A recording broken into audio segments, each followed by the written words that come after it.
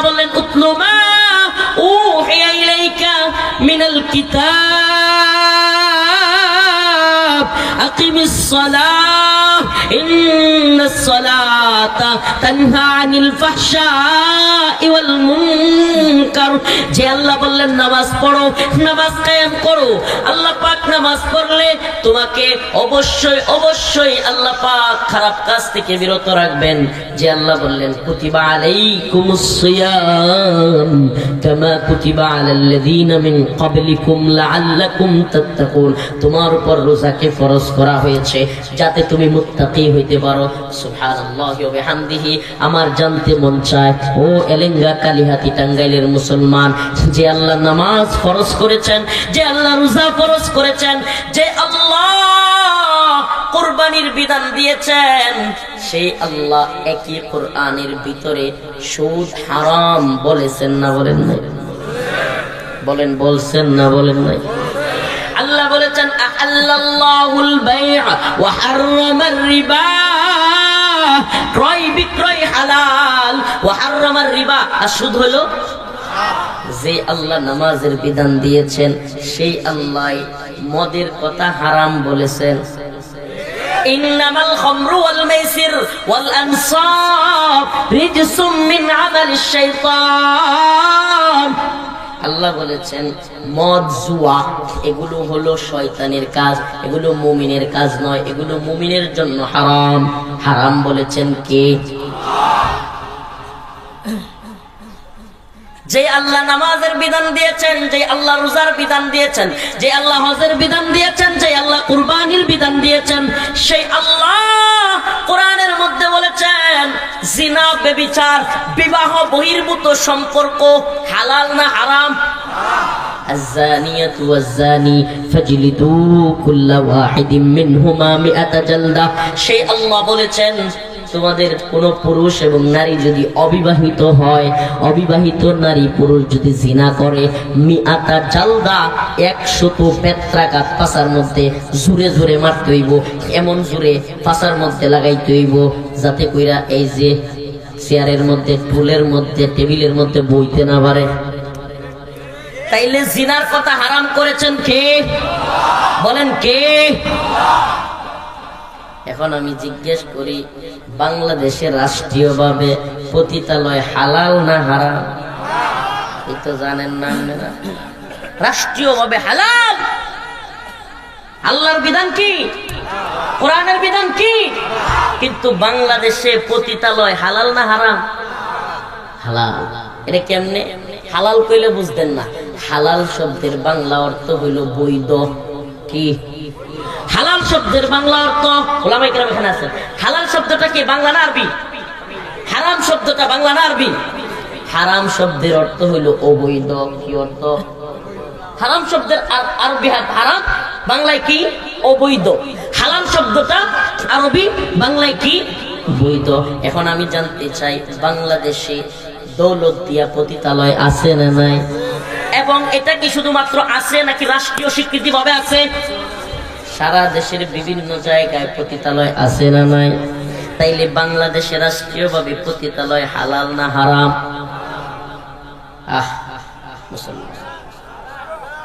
মদের বার, লাইসেন্সকৃত মদের বার বাংলাদেশে আছে না নাই?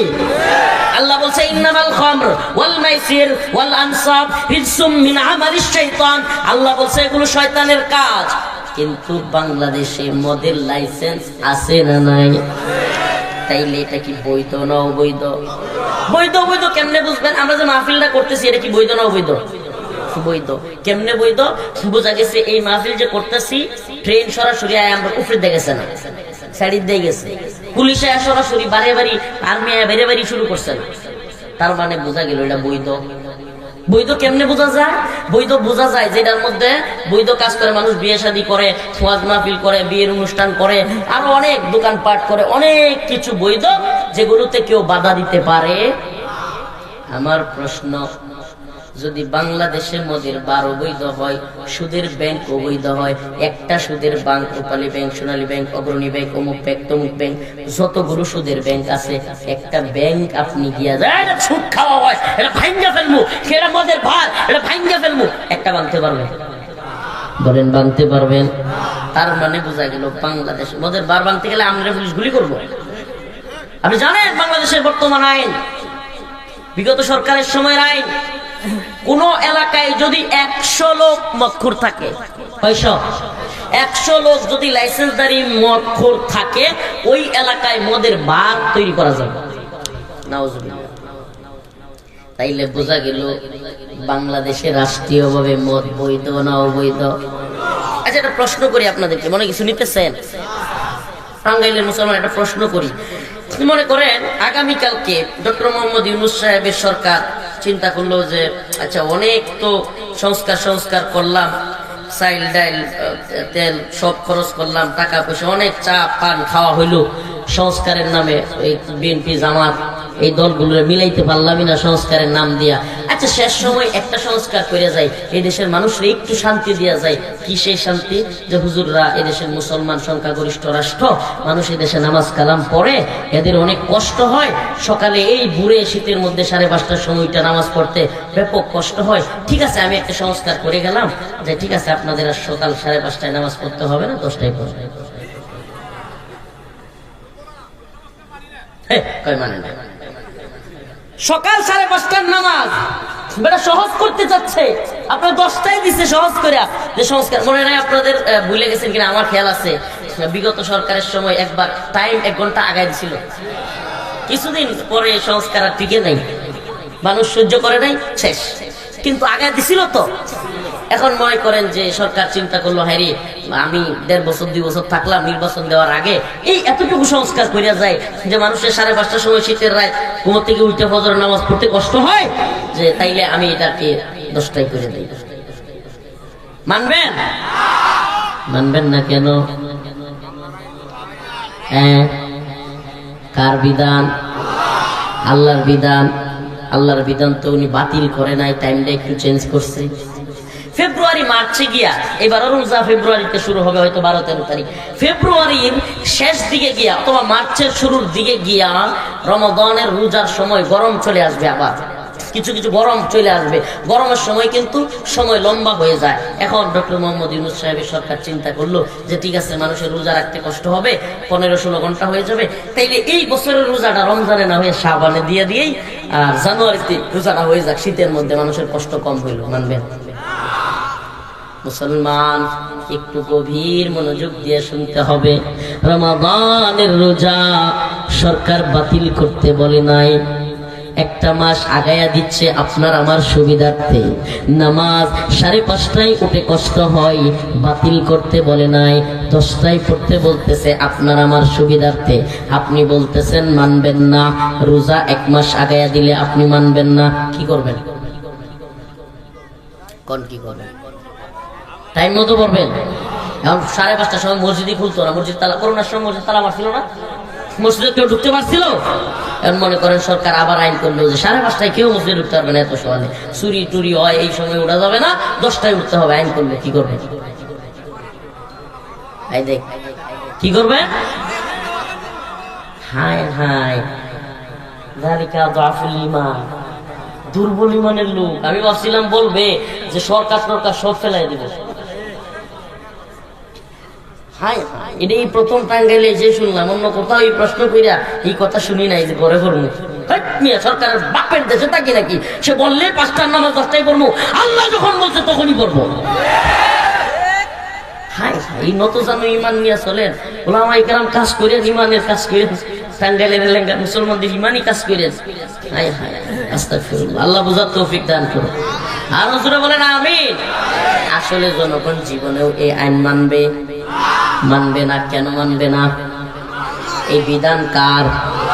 আমার প্রশ্ন, ও টাঙ্গাইল এলেঙ্গা কালীহাতির মুসলমান, আমার প্রশ্ন, আপনি 5টার নামাজ 10টায় দিলে মানবেন না, আপনি রমাদানের রোজা শাবানে 1 মাস আগে আনলে মানবেন না। আপনাকে যদি বলা হয় মক্কায় গিয়ে হজ করতে, কাবা তাওয়াফ করতে কষ্ট হয়, লক্ষ লক্ষ টাকা খরচ হয়, অনেকে ইচ্ছা থাকলেও যেতে পারে না, কাবার আদলে ঢাকায় একটা ঘর কইরা বাংলাদেশে হজের ব্যবস্থা করা হইলো, মানবেন? মানবেন না। কেন? কারণ আল্লাহর ঘরে যাওয়া কার বিধান? বলেন না কার বিধান? 5:30টায় সূর্য উদয়ের আগে নামাজ পড়া কার বিধান? রমাদান মাসেই রোজা রাখা কার বিধান? তাইলে মদের লাইসেন্স হারাম, এইটা কার বিধান? সুদ হারাম, এইটা কার বিধান? ওরে আল্লাহ, 5টার নামাজ 10টায় নিব মানতেন না, কিন্তু সুদের ব্যাংক ঠিকই মানে। আফাতুমিনুনা, এই প্রশ্নটা করার জন্য এতক্ষণ ঘুরাইলাম, একটা প্রশ্ন আপনাদের মনে ঢোকানোর জন্য, আমি কি আসলে ইমানদার কিনা, আমি কি আসলে ইমানদার কিনা একটু ঢোকান। আমি আবারও প্রথম থেকে টানতেছি, আমার আপনাদের মনে আছে কিনা বলছিলাম যে নামাজ পড়াই মাকবুল ইবাদত। যদি নামাজ পড়াই মাকবুল, আল্লাহর কাছে গ্রহণযোগ্য ইবাদত হইতো, তাইলে ফজরের পরে পড়লেও সব হইতো না? হইতো না? রোজা রাখাই যদি মাকবুল ইবাদত হইতো, ঈদের দিন রোজা রাখলেও সব হইতো কি হইতো না? কিন্তু আগের আলোচনা আবারও টানতেছি, কিন্তু দেখা গেল ঈদের দিন রোজা রাখলে সওয়াব হওয়া যায় না, সওয়াব পাওয়া যায় না। সূর্য উদয়ের সময় নামাজ পড়লে সওয়াব পাওয়া যায় না। কেন? কারণ আল্লাহ নিষেধ করেছেন। ও মুসলমান ইমানদার, এই জায়গায় আমার প্রশ্ন, একটু খেয়াল করবেন যে আল্লাহ রাব্বুল আলামিন যে বিধান দিয়েছেন নামাজের ক্ষেত্রে, আল্লাহ রাব্বুল আলামিন যে বিধান দিয়েছেন রোজার ক্ষেত্রে, আমার আল্লাহ সেই একই কোরআনে বিধান দিয়েছেন সুদের ক্ষেত্রে। আমার আল্লাহ সেই একই কোরআনের ভিতরে মদের বিধান দিয়েছেন কি দেন নাই? রোজার বিধানও দিয়েছেন, হজের বিধানও দিয়েছেন, নামাজের বিধানও দিয়েছেন। মদ হারাম এই বিধান দিয়েছেন কে? তাইলে আমরা বুঝতে পারলাম ইবাদত কোন জিনিস, আল্লাহর হুকুম মানা। ইবাদত কি? আল্লাহর হুকুম মানা। আল্লাহ যখন পড়তে বলছে তখন পড়া, যখন নিষেধ করছে সেটা মানা, যেটা খাইতে বলছে সেটা খাওয়া, যেটা খাইতে নিষেধ করছে সেটা না খাওয়া, এটার নাম হলো ইবাদত। এটার নাম কি? আদি ইবনে হাতেব, আল্লাহ রাসূল একটা হাদিস বলি, আদি ইবনে হাতেব তখনও তিনি মুসলমান হন নাই।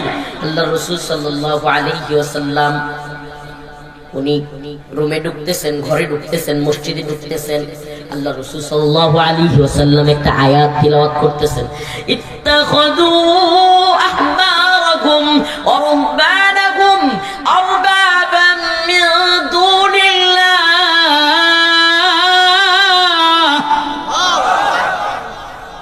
হযরত আদি ইবনে হাতেব তখনও মুসলমান হন নাই। এই আয়াতের অর্থ হলো তারা তাদের আহবার রুহবানদেরকে, ইত্তাখাযু আহবারহুম ওয়া রুহবানাহুম আরবাবাম মিন দুনিল্লাহ, আল্লাহকে বাদ দিয়া তারা তাদের আহবার রুহবানদেরকে, ধর্মগুরুদেরকে, পণ্ডিতদেরকে, যাজকদেরকে প্রভু বানাইছে, রব বানাইছে। এই হলো এই আয়াতের অর্থ। তারা মানে কারা? ইহুদিরা। তারা মানে কারা? খ্রিস্টানরা। আল্লাহ পাক বলতেছেন ওই সমস্ত আহলে কিতাবরা, ইহুদি খ্রিস্টানরা, ইত্তাখাযু আহবারহুম ওয়া রুহবানাহুম আরবাবাম মিন দুনিল্লাহ, আল্লাহকে বাদ দিয়া তারা তাদের ধর্মগুরুদেরকে, তারা তাদের ধর্মীয় পাদ্রীদেরকে রব বানাইছে, তাদের ইবাদত করে। আদি ইবনে হাতেব বললেন, ইয়া রাসূলুল্লাহ, এটা কি বললেন? আমরা তো কখনোই আমাদের পাদ্রীদেরকে, আমাদের ধর্মীয় যাজকদেরকে ইবাদত করি না, আমরা ইবাদত করি না। আল্লাহ রাসূল সাল্লাল্লাহু আলাইহি ওয়াসাল্লাম প্রশ্ন করলেন, হে আদি, তোমাদের পাদ্রীরা, তোমাদের ধর্মগুরুরা আল্লাহ যে বিধানকে হারাম করেছেন সেটা যদি তোমাদের ধর্মগুরুরা বলে হালাল, তোমরা কি সেটা মানতে কি মানতে না? হযরত আদি ইবনে হাতেব বলেন, হ্যাঁ মানতাম। এবার আল্লাহ রাসূল বলেন, আদি, হে আদি, আল্লাহ পাক যেটা হারাম করেছেন সেটা যদি তোমাদের ধর্মগুরুরা বলতো হালাল, তোমরা কার কথা মানতে? ধর্মগুরুর কথা মানতাম। এবার হযরত রাসূলুল্লাহ সাল্লাল্লাহু আলাইহি সাল্লাম বলেন, আল্লাহ যেটা হালাল করেছেন সেটাকে যদি তোমাদের ধর্মগুরুরা বলতো হারাম, তোমরা সেটাও কার কথা মানতে? ধর্মগুরুদের কথা মানতাম। আল্লাহ রাসূল বলেন, ফাতিলকা ইবাদাতুহুম ইয়াহুম, এই যে আল্লাহর হুকুম বাদ দিয়া এই ধর্মযাজকদের কথা মানতা, এইটাই আল্লাহকে বাদ দিয়া ওই পাদ্রীদের ইবাদত করা। হে মুসলমান ইমানদার, কথা বুঝতেছেন?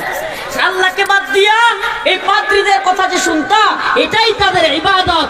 বাবা যদি ছেলে নামাজ পড়তে যায় ফজরের সময়, ছেলেকে বলে নামাজে যাওয়ার দরকার নাই, মসজিদে যাওয়ার দরকার নাই, ক্ষেতের মধ্যে গরু নিয়ে যা, ওই বাবার ইবাদত হইল আল্লাহর ঘর মসজিদে যাওয়া বাদ দিয়া যদি বাবার কথা শুই না ক্ষেতের মধ্যে ওই সময় যায় নামাজ না পড়া আল্লাহরে বাদ দিয়া ওই বাবারে সে কি বানাইলো? বাবারে কি বানাইলো? যদি কোন দল করে আওয়ামী লীগ, এখন আওয়ামী লীগের নেতাদেরকে তাদের নেত্রী বলছে একটা কথা আর রবের হুকুম ভিন্ন, যদি তার নেত্রীর কথা শুনে আল্লাহর কথা বাদ দিয়া, তাইলে আল্লাহকে মালিক বানাইলো নাকি শেখ হাসিনারে মালিক? কথা বলেন না কেন? যদি বিএনপির লোকেরা তাদের দলের প্রধান সে যদি বলে, উনি যদি বলে একটা কথা যে সে বলল যে অমুক কাজ করো, আল্লাহ বলছে না এটা করিও না, যদি আল্লাহর কথা বাদ দিয়া নেতার কথা মানে, সে কি আল্লাহকে রব বানাইলো নাকি নেতারে রব বানাইলো? এই কথাটা বোঝানোর জন্যই ইত্তাখাযু আহবারহুম ওয়া রুহবানাহুম। এখন আসেন ওই জায়গায় চলে যায়। তাওহীদ কয় প্রকার বলছিলাম? তাওহীদ আল উলুহিয়্যা, তাওহীদ আর রুবুবিয়্যা, তাওহীদ আল হাকিমিয়্যা, তাওহীদ আল আসমাই ওয়াস সিফাত। তাওহীদ আর রুবুবিয়্যার আলোচনা শেষ, এটা সবাই বুঝে। আসমান জমিনের মালিক আল্লাহ, সৃষ্টিকর্তা আল্লাহ, রিজিক দাতা আল্লাহ, পালনেওয়ালা আল্লাহ, খাওয়ানেওয়ালা আল্লাহ, এটা সবাই জানে। কিন্তু ইবাদতের হুকুম মানার, বিধান দেওয়ার একমাত্র মালিক কে? শেখ হাসিনা বিধান দিয়েছে 18-র নিচে মেয়েদেরকে বিয়ে দেওয়া যাবে না। শেখ হাসিনা বিধান দিয়েছে 21-এর নিচে ছেলেকে বিয়ে করা যাবে না। আল্লাহর বিধান হইল যখন মন চায় বালেগা হওয়ার পরে তখনই তুমি বালেগা মেয়ে ছেলেকে বিয়ে দিতে পারবা। এই ক্ষেত্রে এই দেশের সরকার, এই দেশের প্রশাসন আল্লাহর বিধান মানেছে নাকি হাসিনার বিধান? কথা কি কষ্ট লাগতেছে? এই কথাগুলো বোঝানোর জন্য আমরা কি প্রকৃত ইমানদার কিনা? এই যে 18 মানবেন, 18 কেমনে হয়? আরে আমার রব আল্লাহ আমারে খাওয়ায়, আমারে পালে, বাতাস দেয়, এই যে মাইক সাউন্ড সব কিছু, এই শত এই আলু, এই অন্ধকার সব কিছু দেন, এই ঘুম, এই সব কিছু দেন। ক্ষেতের মধ্যে বীজ ফেলায় ফেয়াই ঠাস করে বীজ হয়ে যায়, সারা হয়ে যায়, আবার সারাগুলো নিয়ে ক্ষেতের মধ্যে আবার ফেলায় দেয়, কি সুন্দর দান হয়ে যায়। ওই দান কত সুস্বাদু। একটা ইলিশ মাছ, এটা লেঞ্জার মধ্যে এক মজা, কল্লার মধ্যে এক মজা, পেটের মধ্যে আরেক মজা। সুবহানাল্লাহ, এত কিছু জিনিস পারলেন, সেই আল্লাহ জানলেন না যুবক যুবতী কবে বিয়ে করবে? সে আল্লাহ রাব্বুল আলামিন বুঝলেন না যে একটা যুবক কবে বিয়ে করলে ভালো হবে, কবে কোন মেয়েকে বিয়ে দিলে ভালো হবে, সেটাকে আল্লাহ বুঝেন নাই? কথা বলেন না কেন? ট্রেন গেলে তো খেয়াল ওই দিকে যায় না। আল্লাহ বুঝলেন না, বুঝলো ডক্টর মোহাম্মদ ইউনূস আর শেখ হাসিনা। আমার কথা মনে হয় বুঝতে পারছি। আরে ভাই 18 বছরে বিয়ে করলে ভালো হবে নাকি 21 বছরে বিয়ে করলে ভালো হবে? আরে যে আল্লাহ জরায়ু দিছে, পেটে সন্তান ধরনের ক্ষমতা দিছে, সে আল্লাহ জানেন না? আমার কথা মনে হয় বুঝতে পারি না। 18 বছরে মেয়ে বিয়ে দিতে হবে কি হবে না, এর আগে দিলে সন্তান যে ক্ষমতা দিয়ে দিছে আল্লাহ। হাই হাই হাই আফসোস, এই উম্মাহ বুঝে না আল্লাহর উপরে জুলুম হচ্ছে, শিরক হচ্ছে। আল্লাহকে বাদ দিয়া এই যে আইন যে বানাইলো, ওরে আপনি এই ইউনু, এই ডিসি, এসপি কিংবা এই সরকার, শেখ হাসিনা হোক আর যে হোক, তার কথা যদি আপনি মানেন বিয়ের ক্ষেত্রে, আপনি তারে রব বানাইছেন আল্লাহরে বাদ দিয়ে। আল্লাহরে বাদ দিয়ে কারে রব বানাইছেন?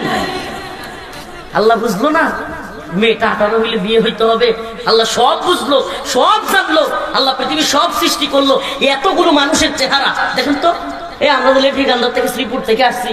নুরুল আলম ভাই দেখেন তো, নুরুল আলম ভাই, রিপন ভাই, একটা লোকের চেহারা লোক লেফ্রিকান্দা শ্রীপুরের চেহারা মিলেনি নাই। সুবহানাল্লাহ, এত সুন্দর নাক আলাদা, চোখ আলাদা। ক্ষমিয়া ওই পর্দাটার আড়াল দিয়ে একজন হাইটা যান প্রিয় ভাই, যারা আপনার পরিচিত, এই পর্দার নিচ দিয়া আপনার হাঁটার ধরন দেখেও আপনাকে চিনে ফেলছে। এত কিছু করলেন, এত কিছু পারলেন, তিনি কি? চোখগুলোর মিল নাই, নাকের মিল নাই, কানের মিল নাই, এমনকি ভ্রুগুলোর মিল নাই। সুবহানাল্লাহ, হাসির মিল নাই। সুবহানাল্লাহ, এই কোন কারিগর? তিনি সব পারলেন। আর আল্লাহ যুবক যুবতী কবে বিয়ে করলে ভালো হবে সেটা বুঝলেন না। এই ক্ষেত্রে বিধানদাতা হাসিনা কিংবা ডক্টর মোহাম্মদ ইউনূসকে মানলে আপনার ঈমান থাকবে নি? বিধানদাতা কে? সৃষ্টিকর্তা মাহবুদ, রিজিকদাতা মাহবুদ, পালনকর্তা মাহবুদ। বিধানদাতা মাবুদ কে?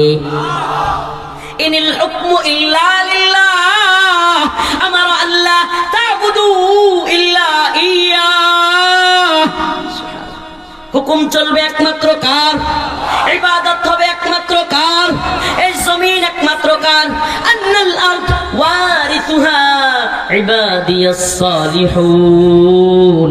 জমিনের একমাত্র অধিপতি কে?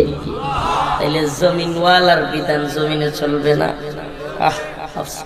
কয় কি হুজুর, কম বয়সে বিয়ে শাদী হইলে আপনারা তো বুঝেন না, আপনারা মৌলবাদী মানুষ, আপনাদের জ্ঞান হলো সীমিত, করবেন, আপনারা কি বুঝবেন? অল্প বয়সে বিয়ে হইলে মেয়েদের ঘর থেকে সন্তান হলে পুষ্টির অভাব হয়, অল্প বয়সে বিয়ে হইলে মেয়েদেরকে বিয়ে শাদী ম্যাচুরিটি আসে না, সংসার করতে পারে না, তারপরে এই বাচ্চাদের পুষ্টি কম হয়, মেধা কম হয়। শেখ মুজিবুর রহমান বাংলাদেশে, তিনি শেখ হাসিনার আম্মাকে বিয়ে করছেন, শেখ ফজিলাতুন্নেসাকে, মাত্র 9 বছর। কয় বছর? শেখ হাসিনার মেধা কম হয়েছে, পুষ্টির অভাব হয়েছে। হ্যাঁ, কথা কয় না? এই একটু গুগল আছে, প্রোগ্রাম শেষ করে সার্চ দিয়ে দেখে নিন। শেখ হাসিনার আম্মাকে শেখ মুজিবুর রহমান কত বছর বয়সে বিয়ে করছে, একটু মিলায় নিয়েন। পুষ্টির অভাব পড়ছে, মেধার অভাব হয়েছে। কি মেধা ছিল? 17 বছর। বুঝছেন না? বুঝছেন না? 17 বছর। তাইলে কোন যুক্তিটা? খোরা যুক্তি, খোরা যুক্তি। আরে আমার রাসূল, আমার হাবিবের বিয়েকে নাউজুবিল্লাহ শাতেমরা, নাস্তিকরা, মুরতাদরা যেই বিষয়ে আল্লাহ রাসূলকে সবচাইতে বেশি কষ্ট দেয়, যেই বিষয়ে মুসলমানদেরকে সবচাইতে বেশি কষ্ট দেয়, এটা হলো আম্মা জান আয়েশা রাদিয়াল্লাহু আনহাকে ছোটবেলায় বিয়ে করা। ঠিক কি ঠিক না?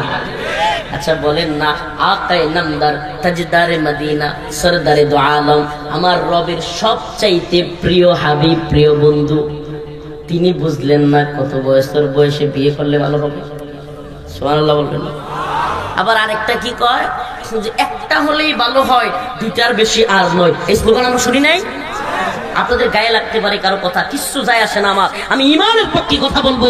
এই আইনগুলো শুধুমাত্র বিগত সরকারের আমলে নয়, সব সরকারের আমলে ছিল। প্রত্যেকের সমালোচনা করতেছি, আমি বলতে চাচ্ছি, এদের চোখে আঙুল দিয়ে দেখাইতে চাচ্ছি, তোমাদের বিধানের চাইতে আমার রবের বিধান অনেক বেশি শক্তিশালী। আমরা একমাত্র বিধান মানি কার?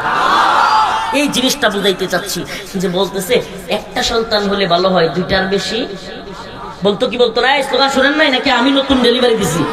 এই স্লোগান শুনছেন না শুনেন নাই? একটা হলে দুইটার বেশি। একই জায়গায় উদাহরণ দিই, তাইলে তো শেখ রাসেল এদের জন্য কান্নাকাটি করা বৃথা, কারণ 2 জনের পরে তো আর হইতো না। আমি নিজেও নাই, আমার আরো অনেকেই নাই যুবকে। এই ষড়যন্ত্রগুলো, এগুলো আওয়ামী লীগ বিএনপির না, এই ষড়যন্ত্রগুলো ইহুদিবাদী, হিন্দুত্ববাদী এবং ইসরায়েল জায়নিস্টদের এবং সারা পৃথিবীর কুফফার জোটের ষড়যন্ত্র। যে মুসলমানদের সন্তান কম হোক, মুসলমানদের সন্তানদের বিয়ের কম হোক, জিনা ব্যভিচার বেশি হোক, এতে কি হবে? মুসলমানদের সংখ্যা কম হবে, জারজ সন্তান বেশি হবে, এতে করে কি হবে? মুসলমানদের সমাজ ব্যবস্থা নষ্ট হবে, মুসলমানদের ঈমান আকীদা ধ্বংস হবে। মুসলমান ইমানদার। তাইলে বিধান মানবো কার? বলেন কার? মদের লাইসেন্স রাষ্ট্র দিয়েছে, এটা আমরা মানি। পতিতালয়ের লাইসেন্স দিয়েছে, এটা আমরা মানি। ওই যে একটা কথা বলছিলাম মনে আছে, অনেকে কষ্ট নিয়েছিল, অনেকে রাগ করেছিল। ওই যে কথাগুলো গাজীপুর বোটবাজার এক মাহফিলে বলেছিলাম, যেই কারণ দেখায় আমাদেরকে গ্রেফতার করা হয়েছে আমাকে, কিন্তু আসলে এই কারণে গ্রেফতার করা হয় নাই। গ্রেফতার করা হয়েছিল মোদী বিরোধী আন্দোলন করবার কারণে, কিন্তু ফোকাস দেওয়া হয়েছিল যে আমি প্রধানমন্ত্রীকে বলছি কসুর প্রধানমন্ত্রী মানি না। এই কথা দেখায় গ্রেফতার করাইছে। মূলত মূল উদ্দেশ্য ছিল মোদী বিরোধী আন্দোলন। তবুও যেটা দেখাইছে ওই বক্তব্য কিন্তু কাট করছে। মূল বক্তব্য কি ছিল? যদি কেউ ইসলামের বিরুদ্ধে যায়, যদি কেউ আল্লাহর বিরুদ্ধে যায়, যদি কেউ কোরআনের বিরুদ্ধে যায়, সে আমার ভাই হোক, সে আমার বাবা হোক, সে আমার নেতা হোক, সে আমার মেম্বার হোক, চেয়ারম্যান হোক, এমপি হোক, মন্ত্রী হোক, প্রধানমন্ত্রী হোক, রাষ্ট্রপতি হোক, আল্লাহর বিরুদ্ধে, নবীর বিরুদ্ধে, কোরআনের বিরুদ্ধে আমি কাউকে মানি না। আমারে বলেন আগের গুলো কাট করে দিয়া শেষ অংশ যদি রাখে তাইলে পূর্ণ বক্তব্য কি বোঝা যাবে? আচ্ছা আমারে বলেন যারা আমাদেরকে জেলে নিল, রিমান্ডে নিল, নির্যাতন করলো, নিপীড়ন করলো, এরা কি বলতে চায়? যে আমরা এই কথা বলতে পারবো না যে আমরা ইসলামের বিরুদ্ধে গেলে, আল্লাহর বিরুদ্ধে গেলে, কোরআনের বিরুদ্ধে গেলে কাউরে মানি না, প্রধানমন্ত্রীরও মানি না, তাইলে কি বলতে হবে যে আপনি আল্লাহর বিরুদ্ধে যান, নবীর বিরুদ্ধে যান, কোরআনের বিরুদ্ধে যান, তবুও আমরা আপনারা মানি? আমরা কি কথা বলবো? তাইলে আপনাকে যখন একটা কথার কারণে জেলে নিবে, রিমান্ডে নিবে, বোঝা যায় না যে এর উল্টাটা? কথা বলেন না কেন? বুঝাইতে চাই যে তোমরা বলো যে যাই কিছু করুক সরকার, আমরা তার বিরোধিতা করবো না, আমরা তারে মানি। নাউজুবিল্লাহ, আমার ঈমান থাকবো? আমার ঈমান থাকবে?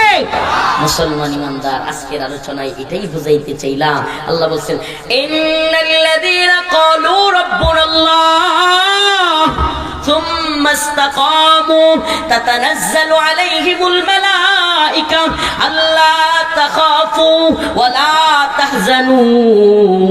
যারা ঈমানদার, যারা এই কথা বলে ক্বালু রাব্বুনাল্লাহ, আমাদের রব কে? ইন্নাল্লাযীনা ক্বালু রাব্বুনাল্লাহ, আমাদের রব কে? এ কথার উপর অটল অবিচল থাকে, জেল হোক, জুলুম হোক, নির্যাতন হোক, রিমান্ড দেওয়া হোক, কিন্তু এ কথার উপর যারা অটল অবিচল থাকে, আল্লাহ বলেন আল্লা তাখাফু ওয়ালা তাহজানু, এদের কোনো ভয় নাই, এদের কোনো পেরেশানি নাই। ও এরাঙ্গার মুসলমান, ছোট্ট একটা কারগুজারি শোনায়। গাজীপুরের কারাগারে বন্দী, রাতের গভীরে 2টার সময় আমার মায়ের কাছ থেকে, আমার মা সব সময় কান্না করতো, বলতো বাবা তুমি যেই বক্তব্য দাও যে কোনোদিন তোমাকে অ্যারেস্ট করবে, কিন্তু আল্লাহর কাছে একটা দোয়া করি কোনোদিন যেন আমার সামনে থেকে তোমাকে না নিয়ে যায়। আমার মা এই দোয়াটা করতো, কিন্তু ঘটনাক্রমে 2021 সালের 6 এপ্রিল রাত্রিবেলায় 2টার দিকে হঠাৎ করে পুরা বাড়ি ঘেরাও দিয়ে র্যাব নিয়ে আসলো। 2 দিন বন্দি রাখলো গাজীপুর জেলা কারাগারে। দ্বিতীয় দিন হঠাৎ করে সুবহানাল্লাহ, ওয়েলেঙ্গার মুসলমান আপনাদের সামনে বলি, চোখের সামনে ভাসতেছে, আল্লাহকে সাক্ষী রেখে বলেছি, আমি মুহাম্মদ রফিকুল ইসলাম একটা স্বপ্ন দেখলাম গাজীপুর জেলা কারাগারে, যেখানে আমাদেরকে কোরআন দেওয়া হয়তো না। কি দেওয়া হয়তো না? ওয়াল্লাহি, আল্লাহর কসম, আমরা কোরআন পড়তে চেয়েছি গাজীপুর জেলা কারাগারে, কোরআন পড়তে পর্যন্ত দেওয়া হয়নি। আল্লাহর কসম করে বলছে। আর কোনো কথা আছে?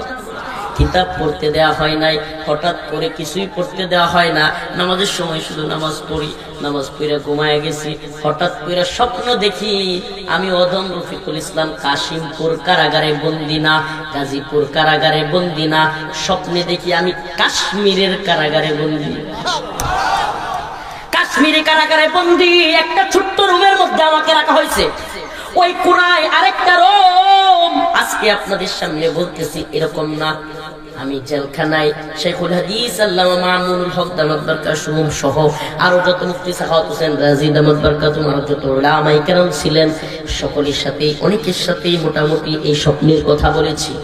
আমি দেখলাম কাশ্মীরের কারাগারে বন্দি, একটা কোণা থেকে, এক কোণে থেকে সুন্দরী এক রমণী বোন, সেও কাশ্মীরের কারাগারে বন্দি। ওই সুন্দরী রমণী বোন, আমার কানে এখনো আওয়াজটা বাসে, আমার কানে এখনো সেই আওয়াজ বাসে।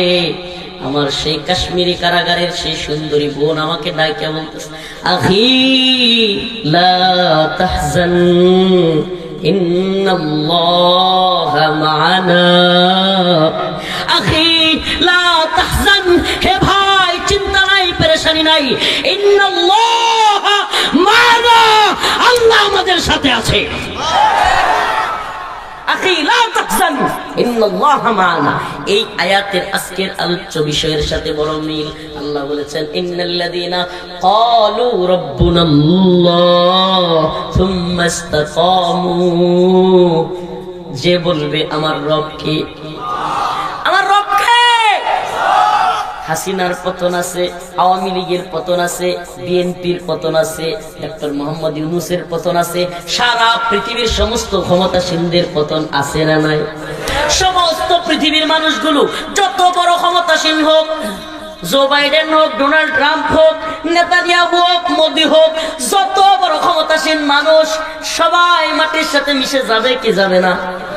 কিন্তু আমার রব থাকবেন কি থাকবে না? আল্লাহু লা ইলাহা ইল্লা হুয়াল হাইয়ুল কাইয়্যুম। হাইয়ুল কাইয়্যুম কে? সবাইকে জীবিত রাখনে ওয়ালা কে? কখনো ঘুমান না কে? সুবহানাল্লাহ। কুলিল্লাহুম্মা মালিকাল মুলক তুতিল মুলকা মান তাশা। সমস্ত মুলুকের মালিক কে? আল্লাহর বরত্বের জয়গান একটু গাইলাম আজকে। তাবারাকাল্লাযী বিয়াদিহিল মুলক ওয়া হুয়া আলা কুল্লি শাইইন কাদির।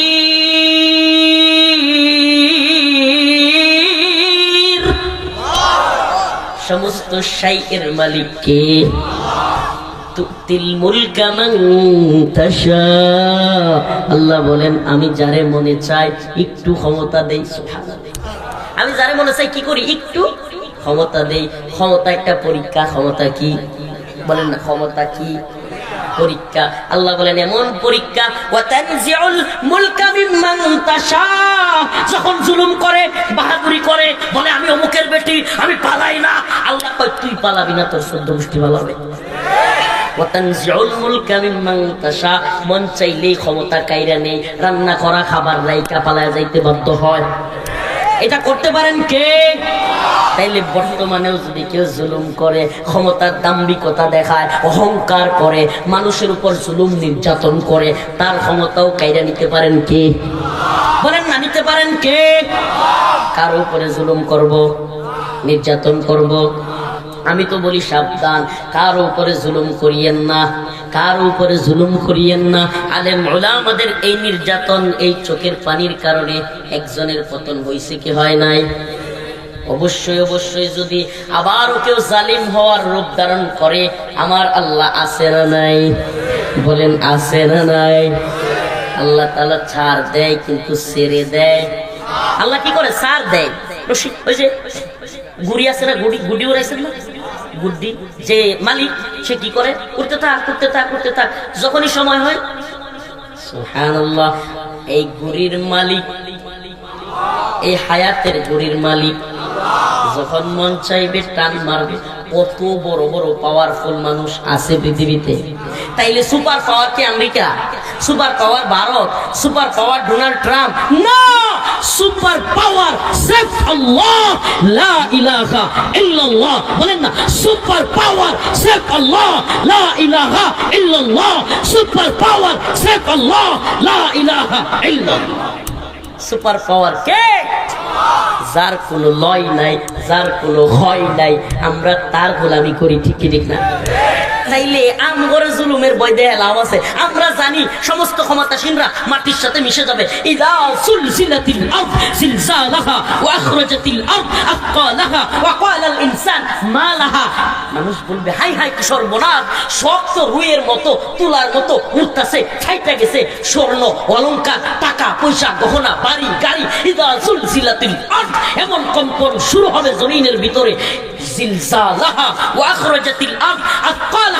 জমিনের ভিতরে যত সম্পদ আছে, যে সম্পদের জন্য ভাই ভাই মারামারি, আওয়ামী লীগ বিএনপি মারামারি, যে সম্পদের জন্য বাবা ছেলে মারামারি, সব কিছু উড়তে থাকবে হাওয়ার সাথে। ওয়াকালাল ইনসান মা লাহা। মানুষ বলবে কি সর্বনাশ, এগুলোর কি হয়ে গেল? এগুলোর কারণে মারামারি করছিলাম, হাই হাই এগুলো কি হয়ে গেল? এগুলো তো কিচ্ছু নেই, উড়ে যাইতেছে সব। ওই বিচার দিবসের, কিয়ামত দিবসের মালিক কে? তাইলে ওই আল্লাহর ভয়, ওই আল্লাহর গোলামি আমরা যারা করি, এই মাটির সাথে পচা গলা মিশা যাওয়া যারা, যাদের নাপাকি পানি থেকে জন্ম, আবার মইরা গেলে গা হাই হাই যত বড় নেতা নেত্রী হোক, একদিনের উপরে আর রাখতে চায়। হাই হাই হাই, ও মানুষ, ও মানুষ, ও উম্মাহ, ও মুসলিম, ও প্রিয় ভাই, চিন্তা করেছো কি কখনো কিসের দাম্ভিকতা, কিসের অহংকার, কিসের ক্ষমতা, কিসের পাওয়ার, তুমি কি চিন্তা করেছো কখনো তুমি এমন একটা পানি দ্বারা সৃষ্টি, যেই পানিটা বের হইলে গোসল করতে হয়, যেই পানিটা শরীরে লাগাইলে কেমন জানি লাগে, সরায়া দেয় সবাই, মুছে ফেলে কাপড় দিয়ে। আর যেই মৃত্যুর পরে তোমার আশপাশে কেউ যাইতে চায় না, আবার যখন একদিন চলে যায় তোমার শরীর থেকে নোংরা পচা গন্ধ হয়ে যায়, তাহলে তুমি কিসের অহংকার করো মানুষ? কিসের অহংকার? কিসের এত অহংকার তোমার? কিসের ক্ষমতা? কিসের দাম্ভিকতা? কিছু টাকা হইছে, কিছু পয়সা হইছে, কয়েকটা ভাই ব্রাদার আছে, চাচা কয়েকটা বাতিজা টাতিজা আছে, কিছু লোক চাকরিজীবী আছে, তোমার ভালো অবস্থান আছে, এলাকায় নিরীহ মানুষের উপর তুমি জুলুম করো, তোমার হাঁটা দেখলে মনে হয় তুমি জমিন ফাটিয়ে দিবে। তোমার চাইতে অনেক দাম্ভিক অহংকারীরা জমিন ফাটাইতে পারে নাই, জমিন তারে ঢুকাই দিছে। আল্লাহ তাআলা আমাদেরকে হেদায়েত দান করুন। আরো জোরে বলে না আল্লাহ আমাদেরকে নামাজি বানায় দেন। আল্লাহ তাআলা আমাদেরকে কারো উপরে যেন আমরা জুলুম না করি। আমি গত মাহফিলে বলছি, আরো প্রোগ্রামে বলি, যারা জুলুম করছে এদের উপর ইনসাফ করবেন, বিচার করলে ইনসাফের বিচার করবেন, জুলুম করবেন, জুলুম করবেন না। আল্লাহ তাআলা আমাদের সকলকে হেদায়েত দান করুন, হেদায়েত নসিব করুন। আরো জোরে বলেন আমিন। যে আলোচনা করলাম, আমাদের রব শুধু কি আসমান জমিনের মালিক আল্লাহ, নাকি বিধান দাতাও, হুকুম দাতাও? আমরা কার হুকুম মানি? বাবার হুকুমের সাথে আল্লাহর হুকুম পার্থক্য হয়েছে, কাটা মানবো? বাবার হুকুমের সাথে আল্লাহর হুকুমের মতো বিরোধ হয়েছে, কাটা মানবো? সরকারের হুকুমের সাথে আল্লাহর হুকুম মতো বিরোধ লাগছে, কাটা মানবো? দল করি, নাউজুবিল্লাহ, দল করি, যদি ওই দলগুলো করা জায়েজই মনে করি না, আমি জায়েজই মনে করি না। এই দলগুলো করাই যাবে না যেই দলগুলো আল্লাহর বিধান চায় না, যেই দলগুলো ইসলাম চায় না, যেই দলগুলো কোরআন চায় না। আর যারাও ইসলামের নাম দিয়ে, কোরআনের নাম দিয়ে সংসদে যাইবার চায়, তাদের মধ্যেও ইসলাম দেখি না। এই জন্য এই দলগুলো করাই আমি জায়েজ মনে করি না। এটা আমি না, উলামায়ে মুহাক্কিক, ভালো উলামায়ে কেরাম, মুজাহিদিন উলামায়ে কেরাম এই গণতান্ত্রিক রাজনীতিতে থাকাকে হারাম মনে করেন। কেন? ডেমোক্রেসি হলো, ডেমোস এর গ্রিক শব্দ, গ্রিক শব্দ লম্বা আলোচনার সময় নেই। ডেমোস হলো জনগণ, ক্রেসট হলো আইন বা শাসন। ডেমোক্রেসি মানে হলো জনগণের শাসন। নাউজুবিল্লাহ, সারাক্ষণ আলোচনা করে কি বুঝাইলাম? শাসন কার? আর গণতন্ত্রে কয় শাসন কার?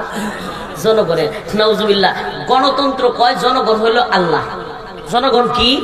সমস্ত ক্ষমতার মালিক। এটা করেন না, এটা হলো জনগণের কথা, গণতন্ত্রের কথা। সমস্ত ক্ষমতার উৎস একমাত্র জনগণ। এটা কি কয়? গণতন্ত্রে কয় কি কয় না? বাংলাদেশের সংবিধানে আছে না নাই? তাইলে গণতন্ত্র কয় সমস্ত ক্ষমতার উৎস জনগণ, আর কোরআন বলে, ইসলাম বলে সমস্ত ক্ষমতার মালিক সুবহানাল্লাহ। পার্থক্য হইল না? হইল না? এখন কোনটা মানবেন? আল্লাহটা নাকি গণতন্ত্রেরটা, সরকারেরটা, দলেরটা? বলেন কারটা মানবেন? গণতন্ত্র কয় মানুষ যদি বেশিরভাগ লোক চায়, বেশিরভাগ সংসদ সদস্য চায়, তাহলে মদের লাইসেন্স দিতে পারবে। দিচ্ছে কি দিচ্ছে না? বেশিরভাগ লোক যদি চায়, দেশের বেশিরভাগ সংসদ সদস্য যদি চায়, সুদের লাইসেন্স দিতে পারবে। দিচ্ছে কি দিচ্ছে না? তাইলে এইগুলো হইলো মানব রচিত আইন, আর একটা হইলো ইসলামের আইন, আল্লাহর আইন। ইনশাআল্লাহ আমরা আল্লাহর আইন মানবো, মানব রচিত তন্ত্র মন্ত্রের আইন মানি। আমরা গোলামি করি কার? সুবহানাল্লাহ, আশহাদু আল্লা ইলাহা ইল্লা আনতা আস্তাগফিরুকা ওয়া আতুবু ইলাইক। সবার কাছে খাস করে দোয়া চাই। মাথাটা ব্যথা করতেছে, প্রচুর মাথা ব্যথা করতেছে। নূর আলম ভাই না খাওয়াইলো না, আগে একটা দিছে।